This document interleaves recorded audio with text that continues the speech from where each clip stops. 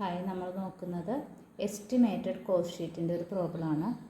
2024 2023 15 മാർക്കിൻ്റെ എസ് ആയിട്ട് estimated cost sheet വന്നിട്ടുണ്ട്. അപ്പോൾ നമുക്ക് നോക്കാം. Question: following are the particulars for the production of 1000 sleep well beds. 1000 ബെഡിൻ്റെ ഡീറ്റെയിൽസാണ് നമുക്ക് തന്നേക്കുന്നത്. ഇത് വെച്ച് നമ്മൾ എത്രയുടെ എസ്റ്റിമേറ്റ് ഉണ്ടാക്കണം? 2000 ബെഡിൻ്റെ എസ്റ്റിമേറ്റാണ് നമ്മൾ ഉണ്ടാക്കേണ്ടത്.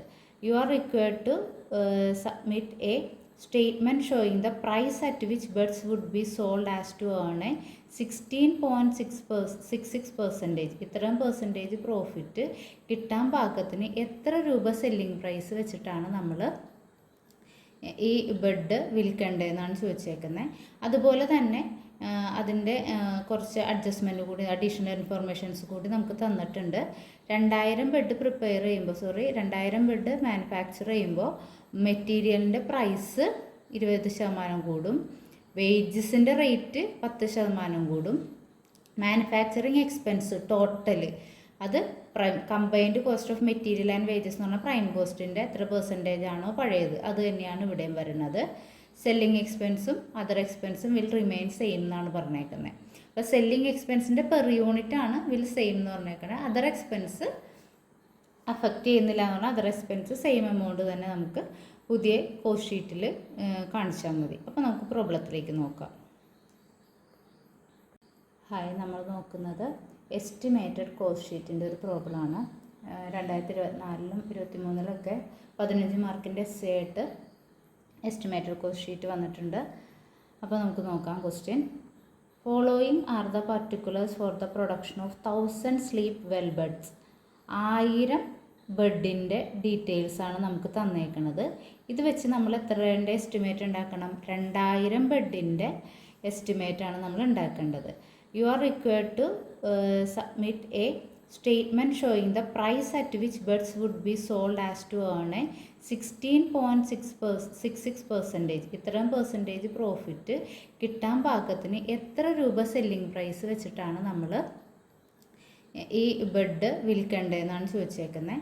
അതുപോലെ തന്നെ അതിൻ്റെ കുറച്ച് അഡ്ജസ്റ്റ്മെൻറ്റ് കൂടി, അഡീഷണൽ ഇൻഫർമേഷൻസ് കൂടി നമുക്ക് തന്നിട്ടുണ്ട്.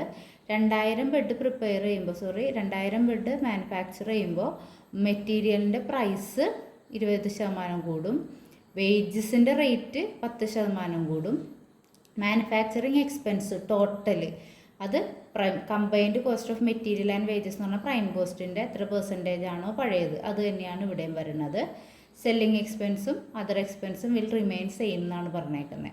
അപ്പോൾ സെല്ലിംഗ് എക്സ്പെൻസിൻ്റെ പെർ യൂണിറ്റ് ആണ് വിൽ സെയിം എന്ന് പറഞ്ഞേക്കുന്നത്. അതർ എക്സ്പെൻസ് അഫക്റ്റ് ചെയ്യുന്നില്ല എന്ന് പറഞ്ഞാൽ അതർ എക്സ്പെൻസ് സെയിം എമൗണ്ട് തന്നെ നമുക്ക് പുതിയ കോസ്റ്റ് ഷീറ്റിൽ കാണിച്ചാൽ മതി. അപ്പോൾ നമുക്ക് പ്രോബ്ലത്തിലേക്ക് നോക്കാം. അപ്പോൾ ഫസ്റ്റ് കോസ്റ്റ് ഷീറ്റ് സിമ്പിളാണ്. നമുക്ക് ഡയറക്റ്റ് മെറ്റീരിയൽ എല്ലാം നേരിട്ട് തന്നിട്ടുണ്ട്. ഡയറക്റ്റ് മെറ്റീരിയൽ 12 ലക്ഷം തന്നിട്ടുണ്ട്. അതേപോലെ ഡയറക്റ്റ് വേജസ് 4 ലക്ഷം തന്നിട്ടുണ്ട്. ഡയറക്റ്റ് വേജസും ഡയറക്റ്റ് മെറ്റീരിയലും ആഡ് ചെയ്യുമ്പോൾ പ്രൈം കോസ്റ്റ് കിട്ടും. ഡയറക്റ്റ് എക്സ്പെൻസ് കൂടി വേറെ ഉണ്ടായിരുന്നു, പക്ഷേ ഈ ക്വസ്റ്റ്യനിൽ ഇല്ലാത്ത കാരണം നമുക്ക് പ്രൈം കോസ്റ്റ് കിട്ടാൻ 2 ഐറ്റമേ ഉള്ളൂ. അല്ലെങ്കിൽ എന്തൊക്കെ വേണം? Direct material, direct labour, direct expense. ഇതിനകത്ത് ഡയറക്റ്റ് എക്സ്പെൻസ് പറഞ്ഞിട്ടില്ല. അതുകൊണ്ട് ഇത് രണ്ടും കൂടി ആഡ് ചെയ്തപ്പോൾ നമുക്ക് പ്രൈം കോസ്റ്റ് കിട്ടി. അപ്പോൾ പ്രൈം കോസ്റ്റ് 16 ലക്ഷം കിട്ടി. ഇനി ഇതിൻ്റെ പെർ യൂണിറ്റ് കാണുന്നത് എങ്ങനെയാണ്? 1000 യൂണിറ്റിൻ്റെ ഡീറ്റെയിൽസ് ആണ് തന്നേക്കണേന്ന് നമ്മളോട് പറഞ്ഞിട്ടുണ്ട്. അപ്പോൾ ഈ വാല്യൂസിനെ എല്ലാത്തിനും 1000 കൊണ്ട് ഡിവൈഡ് ചെയ്താൽ മതി. 12 ലക്ഷത്തിന് 1000 കൊണ്ട് ഡിവൈഡ് ചെയ്യുമ്പോൾ മെറ്റീരിയലിൻ്റെ പെർ യൂണിറ്റ് 1200. 4 ലക്ഷത്തിന് 1000 കൊണ്ട് ഡിവൈഡ് ചെയ്യുമ്പോൾ വേജസിൻ്റെ പെർ യൂണിറ്റ് 400. ഇനി അടുത്തത് 16 ലക്ഷത്തിന് 1000 കൊണ്ട് ഡിവൈഡ് ചെയ്തപ്പോൾ 1600. ദെൻ മാനുഫാക്ചറിങ് കോസ്റ്റ് 2 ലക്ഷം എന്ന് പറഞ്ഞിട്ടുണ്ട്. അപ്പോൾ പ്രൈം കോസ്റ്റിൻ്റെ ഒപ്പം മാനുഫാക്ചറിങ് കോസ്റ്റ് കൂട്ടിയപ്പോൾ വർക്ക്സ് കോസ്റ്റ് കിട്ടി. പിന്നെ ഓഫീസ് ഓവർ ഹെഡിന്ന് നേരിട്ടല്ല തന്നേക്കണേ, കുറച്ച് ഐറ്റംസ് ആണ് തന്നേക്കണേ. അപ്പോൾ ഡിപ്രീസിയേഷൻ, റെൻറ്റ്, റേറ്റ്സ്, പിന്നെ ഉള്ളത് സെല്ലിംഗ് എക്സ്പെൻസാണ്. പക്ഷേ സെല്ലിംഗ് എക്സ്പെൻസ് ഇതിനകത്ത് വരുമോ? ഇല്ല. സെല്ലിംഗ് എക്സ്പെൻസ് സെല്ലിംഗ് ആൻഡ് ഡിസ്ട്രിബ്യൂഷനിലാണ് പറയുന്നത്. അപ്പോൾ ഇവിടെ വരുന്നത് ഡിപ്രീസിയേഷൻ, റെൻറ്റ്, അതുപോലെ ജനറൽ എക്സ്പെൻസ്. ഇത്ര ഐറ്റം ഇവിടെ നമ്മൾ എഴുതി. എന്നിട്ട് ടോട്ടൽ ചെയ്തപ്പോൾ നമുക്ക് എന്ത് കിട്ടി? വർക്ക്സ് കോസ്റ്റിൻ്റെ ഒപ്പം ഇത്ര ഐറ്റം കൂട്ടിയപ്പോൾ നമുക്ക് കോസ്റ്റ് ഓഫ് പ്രൊഡക്ഷൻ കിട്ടി.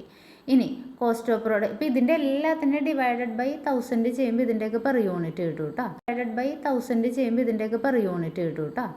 അപ്പോൾ കോസ്റ്റ് ഓഫ് പ്രൊഡക്ഷൻ നമുക്ക് എത്ര കിട്ടി? 23 ലക്ഷം കിട്ടി. അതിൻ്റെ പെർ യൂണിറ്റ് 2300.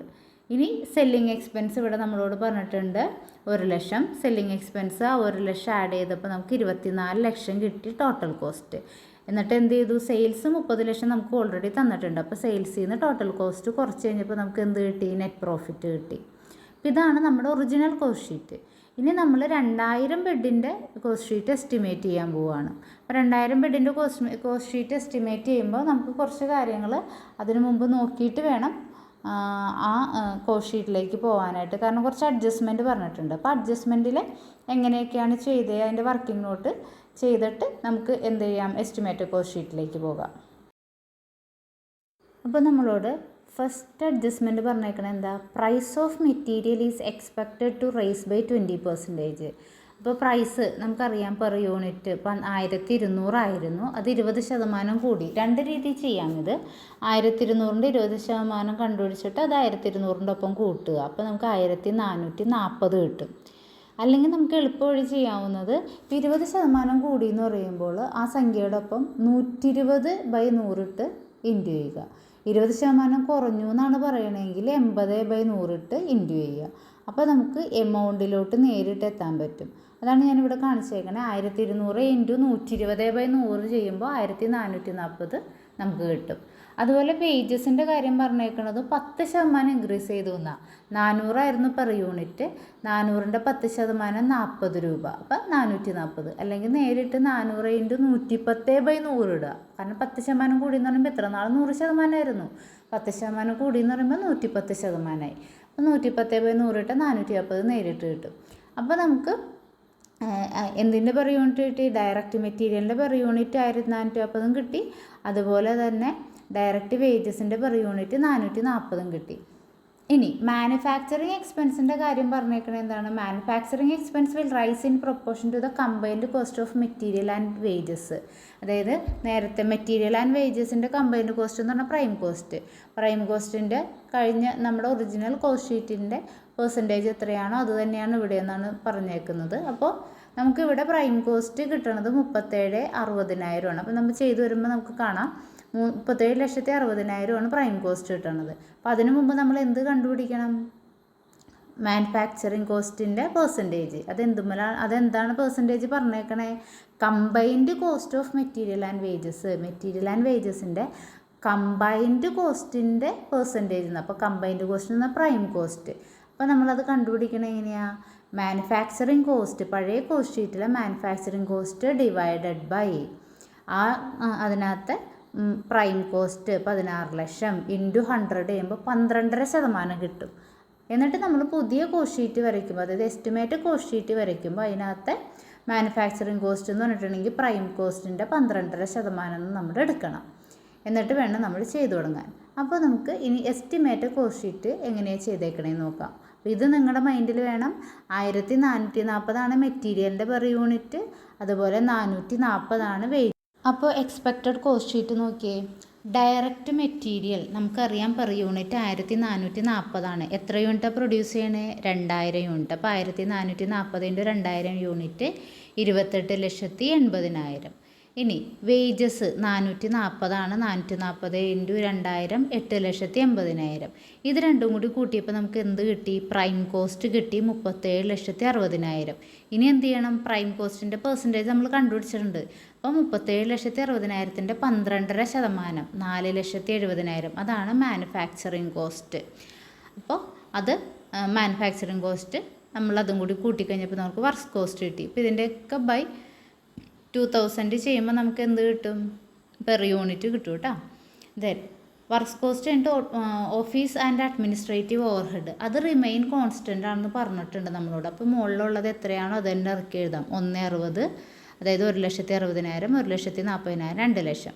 അത്രയും കൂട്ടിയപ്പോൾ നമുക്ക് കോസ്റ്റ് ഓഫ് പ്രൊഡക്ഷൻ കിട്ടി. ഇനി നമ്മളോട് പറഞ്ഞേക്കണത് എന്താ, സെല്ലിംഗ് ആൻഡ് ഡിസ്ട്രിബ്യൂഷൻ ഓവർഹെഡ്. അതായത് സെല്ലിംഗ് എക്സ്പെൻസ് ആണ് ഇനി ഉള്ളത് സെല്ലിംഗ് ആൻഡ് ഡിസ്ട്രിബ്യൂഷൻ ഓവർഹെഡിൽ. ആ സെല്ലിംഗ് എക്സ്പെൻസിൻ്റെ പെർ യൂണിറ്റ് സെയിം ആണെന്ന്. അപ്പോൾ മുകളിലത്തെ പെർ യൂണിറ്റ് എത്രയാണ്, 100 അപ്പോൾ പെർ യൂണിറ്റിൻ്റെ അവിടെ നമ്മൾ 100 എഴുതുക. എന്നിട്ട് എന്തുകൊണ്ട് ഇൻറ്റു ചെയ്യണം, അതിൻ്റെ ടോട്ടൽ വാല്യൂ കിട്ടാൻ. നമുക്ക് 2000 ഔട്ട്പുട്ടിനാണല്ലോ സെല്ലിംഗ് എക്സ്പെൻസ് വരണത്. അപ്പോൾ പെർ യൂണിറ്റ്, ഒരു യൂണിറ്റിൻ്റെ വില 100 ആണെങ്കിൽ 2000 × 100 2,00,000 എന്ന് പറഞ്ഞ് സെല്ലിംഗ് എക്സ്പെൻസ് എഴുതുക. എന്നിട്ട് എന്ത് ചെയ്യുക, കോസ്റ്റ് ഓഫ് പ്രൊഡക്ഷനും സെല്ലിംഗ് എക്സ്പെൻസും കൂട്ടുമ്പോൾ ടോട്ടൽ കോസ്റ്റ് കിട്ടും. ഇനി സെയിൽസ്. അപ്പോൾ ഇവിടെ സെയിൽസ് നമുക്ക് തന്നിട്ടില്ല, പക്ഷേ സെയിൽസിൻ്റെ പ്രോഫിറ്റ് കണ്ടുപിടിക്കുന്ന പെർസെൻറ്റേജ് തന്നിട്ടുണ്ട്. സെയിൽസിൻ്റെ 16.66% സെല്ലിംഗ് പ്രൈസുമ്പോൾ പ്രോഫിറ്റ് എന്ന് നമ്മളോട് പറഞ്ഞിട്ടുണ്ട്. പക്ഷേ നമുക്ക് സെല്ലിംഗ് പ്രൈസ് അറിയില്ല. അപ്പോൾ നമ്മളിനി കണ്ടുപിടിക്കണത് എങ്ങനെയാണ്? നമുക്കറിയാം ടോട്ടൽ സെയിലിന്, ഇങ്ങനെയുള്ള അവസരത്തിൽ ടോട്ടൽ സെയിലിന് നമ്മൾ അസ്യൂം ചെയ്യണത് 100 അപ്പോൾ അതിൻ്റെ കോസ്റ്റ് എത്രയായിരിക്കും? 100-ൽ നിന്ന് എത്ര ശതമാനം പലിശ വേണമെന്നാണ് പറഞ്ഞേക്കണേ? 16.66% പലിശ വേണമെന്ന്. അപ്പോൾ 100 മൈനസ് 16.66% എന്ന് പറയുമ്പോൾ കോസ്റ്റ് 83.34. കോസ്റ്റ് പ്രൈസാണ് നമ്മുടെ കയ്യിലുള്ളത്. ഇനി നമ്മൾ ചെയ്യേണ്ടത് എന്താണ്? 83.34 ആണ് നമ്മുടെ കയ്യിലുള്ള കോസ്റ്റ്. അതിൻ്റെ ഒപ്പം 16.66% പ്രോഫിറ്റ് കൂട്ടുമ്പോഴാണ് സെയിൽസ് വാല്യൂ 100 ആവണത്. ഇനി നമ്മൾ ചെയ്യേണ്ടത്, നമുക്ക് സെല്ലിംഗ് പ്രൈസ് അറിയില്ല. അപ്പോൾ നമ്മൾ എന്തിലേ കണ്ടുപിടിക്കാൻ പറ്റുള്ളൂ? കോസ്റ്റ് പ്രൈസിലേ കണ്ടുപിടിക്കാൻ പറ്റുള്ളൂ. അപ്പോൾ എങ്ങനെ ചെയ്യണം? 16.66 ഡിവൈഡഡ് ബൈ അതിൻ്റെ കോസ്റ്റ് എത്രയാണ്? 100-ൽ നിന്ന് നമ്മൾ കുറച്ച് കണ്ടുപിടിച്ചിട്ടുണ്ട്, 83.34 ഇൻറ്റു സെല്ലിംഗ് പ്രൈസ് എത്രയാണ് നമ്മുടെ ഇത്രയും ചെയ്ത് വന്നു കഴിയുമ്പോൾ നമ്മുടെ പെർ യൂണിറ്റ് ടോട്ടൽ കോസ്റ്റ് എന്ന് പറയുമ്പോൾ 2465 വരും. എന്നിട്ട് നമ്മൾ എന്ത് ചെയ്യണം? 16.66 ബൈ 83.34 ഇൻറ്റു 2465. അപ്പോൾ അപ്രോക്സിമേറ്റ്ലി നമ്മുടെ പ്രോഫിറ്റിൻ്റെ പെർ യൂണിറ്റ് 493 ആവും. അപ്പോൾ നമുക്ക് യഥാർത്ഥ പ്രോഫിറ്റ് കണ്ടുപിടിക്കണത് എങ്ങനെയാണ്? 493 ഇൻറ്റു 2000 ചെയ്യുമ്പോൾ 9,86,000 കിട്ടും. ആ 9,86,000 ആണ് എന്ത്? നമ്മളുടെ നെറ്റ് പ്രോഫിറ്റ് എന്ന് പറയുന്നത്. അപ്പോൾ ഇനി ബാക്കിയുള്ള പോർഷൻ നോക്കി. ടോട്ടൽ കോസ്റ്റ് 49,30,000 കിട്ടിയിട്ടുണ്ട്. അതിൻ്റെ പെർ യൂണിറ്റ് 2465 ഇപ്പോൾ നമ്മൾ കാൽക്കുലേറ്റ് ചെയ്തപ്പോൾ അപ്രോക്സിമേറ്റ് പ്രോഫിറ്റ് നമുക്ക് 493 രൂപ കിട്ടി. അപ്പോൾ 493 പെർ യൂണിറ്റായ 493 പെർ യൂണിറ്റ് കിട്ടി. അതിനെ നമ്മൾ 2000 കൊണ്ട് ഇൻറ്റു ചെയ്യുമ്പോൾ ടോട്ടൽ നെറ്റ് പ്രോഫിറ്റ് കിട്ടും 9,86,000. ടോട്ടൽ കോസ്റ്റ് നെറ്റ് പ്രോഫിറ്റും കൂടി കൂട്ടുമ്പോൾ നമുക്ക് ടോട്ടൽ സെയിൽസ് 59,16,000 കിട്ടും. അപ്പോൾ എത്ര രൂപയ്ക്ക് വിൽക്കണം ഒരു ബെഡ്? 2,958. അതിൻ്റെ പെർ യൂണിറ്റ് കണ്ടുപിടിക്കുക. 2,958 രൂപയ്ക്ക് വിറ്റാൽ മാത്രമാണ് നമുക്ക് 16.66% എന്ത് കിട്ടുകയുള്ളൂ? പ്രോഫിറ്റ് കിട്ടുകയുള്ളൂ. ഈ പ്രോബ്ലം നന്നായിട്ട് നോക്കുക കേട്ടോ.